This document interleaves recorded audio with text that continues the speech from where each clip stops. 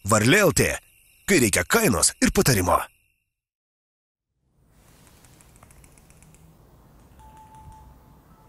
Lygtais viską jau spaudžiu, kas galėtų barškėti.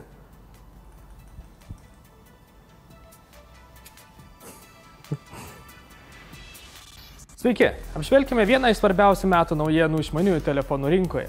Tai Samsung Galaxy S5. Tai yra pats svarbiausias Samsung įrenginys mobiliųjų telefonų linijoje.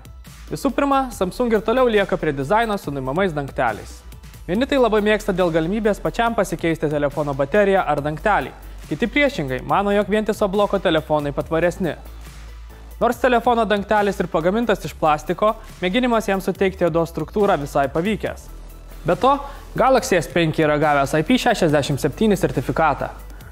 Šešetas žymi, jog įrenginys yra atsparus dulkėms, o septynetas, kad telefonas gali išbūti 30 minučių po vandeniu 1 metro gylyje.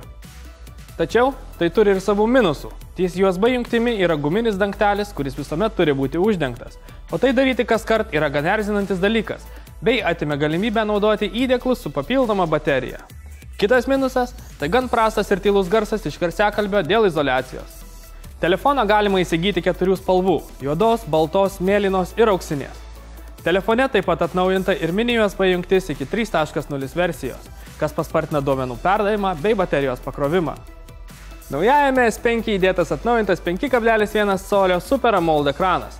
Ir nors jis turi tik šiek tiek daugiau taškų, bet pastebimai ryškesnį vaizdą, o rezoliucija išliko ta pati kaip ir buvusi 1080p. Procesorius Snapdragon 600 pakeistas į 2,5 GHz Snapdragon 801. Operatyvioji atmintis išlieka tiek, kiek ir buvo – 2 GB. Turbūt daugeliui viena iš svarbiausių šiuolaikinio telefono funkcijų tai būtų jo kamera, tad apžvelkime, kokius atnaujinimus gavo ji. Lyginant specifikacijas, atrodytų, kad atnaujinimai labai minimalūs, tačiau taip nėra. Galaxy S4 turėjo 13 megapikselių Sony kamerą. Naujajame S5 yra įmontuota Samsung ISOCELL 16 megapikselių kamera galinti filmuoti 4K rezoliuciją, 30 kadrų per sekundę greičiu. 3 megapikseliai lyg ir neatrodytų didelis atnaujinimas, tačiau ne viskas taip paprasta. Pažvelkime giliau. Galaxy S4 turėjo 4:3 santykio sensorių ir tai reikštų, jei jūs mėginote fotografuoti telefoną laikant horizontaliai, jūsų nuotrauka būdavo tik 9,6 megapikselio. Tuo tarpu Galaxy S5 įdiegtas 16:9 santykio sensorius, leidžiantis išnaudoti visus 16 megapikselių.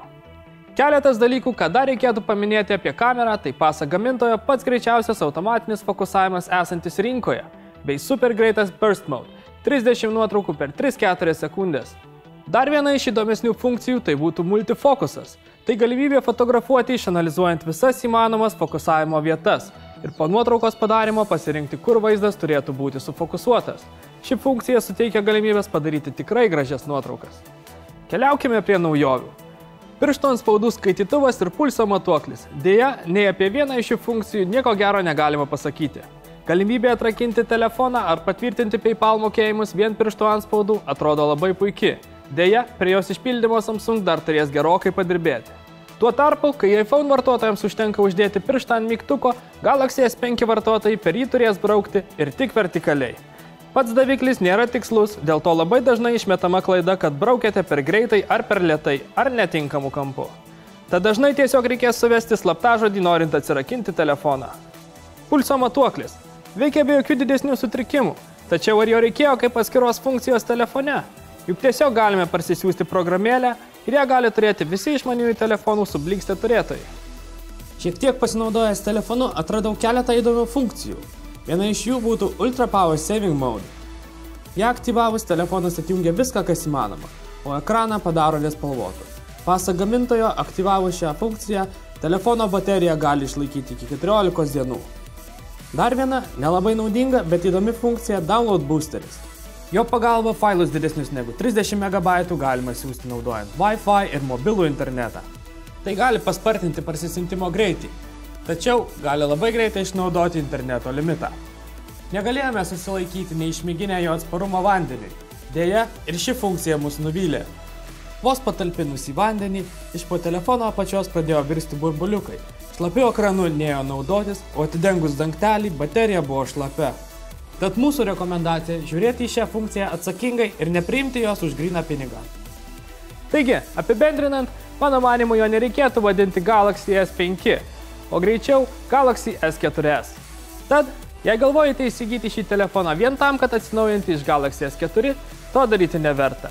Bet jei ieškote naujo telefono, tai tikrai puikus įrenginys. Varlė.lt, kai reikia kainos ir patarimo.